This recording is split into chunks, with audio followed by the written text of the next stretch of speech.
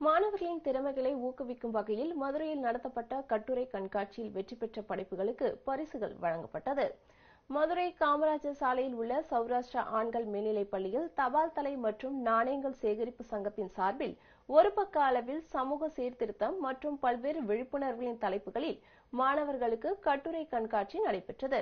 இதில் 30க்கும் மேற்பட்ட மாணவர்களின் படைப்புகளை ஆய்வு செய்து சிறந்த படைப்புகளுக்கு பரிசுகள் வழங்கப்பட்டது.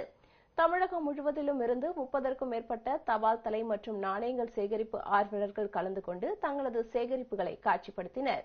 டெல்லியில் நடைபெற்ற தேசிய அளவிலான போட்டிகளில் பங்கேற்று மதுரையை சேர்ந்த 7 பேர் பரிசு வென்றுள்ளதாக அச்சங்கத்தினர் தெரிவித்துள்ளனர். இந்த மீட்டிங்ல வந்து நாங்க குழந்தைகளை என்கரேஜ் பண்ணி நிறைய ஸ்டாம்ப் ஆக்டிவிட்டிஸ்லாம் நாங்க பண்ணிட்டு இருக்கோம். அதுவே நாணயங்களும் அது மாதிரி பண்ணிட்டு இருக்கோம்.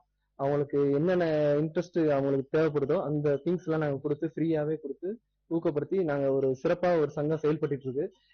இந்தியாவில் வந்து நிறைய சங்கங்கள் இது மாதிரி இருக்கு. நானும் நிறைய சங்கத்துல உறுப்பினரா இருக்கிறேன். இப்ப நேஷனல் லெவல்ல லாஸ்ட் டைம் வந்து 2022ல வந்து நியூ டெல்லியில நடத்தினாங்க. நம்ம எங்களோட சங்க மெம்பரே ஒரு 7 பேர் வந்து மெடல்ஸ் வாங்கியிருக்காங்க. நானும் சில்வர் மெடல் வாங்கியிருக்கேன். இது மாதிரி நிறைய மெம்பர்ஸ் வந்து மெடல்ஸ் எல்லாம் வாங்கியிருக்காங்க. இது வந்து இந்த ஸ்டாம்ப் ஆக்டிவிட்டிஸ் வந்து இப்ப நிறைய இன்னைக்கு காலப்போக்கில் இன்னைக்கு வாட்ஸ்அப் செல்போன் எல்லாம் வந்ததுனால இந்த லெட்டர் எழுதுறதை குறைஞ்சிருச்சு.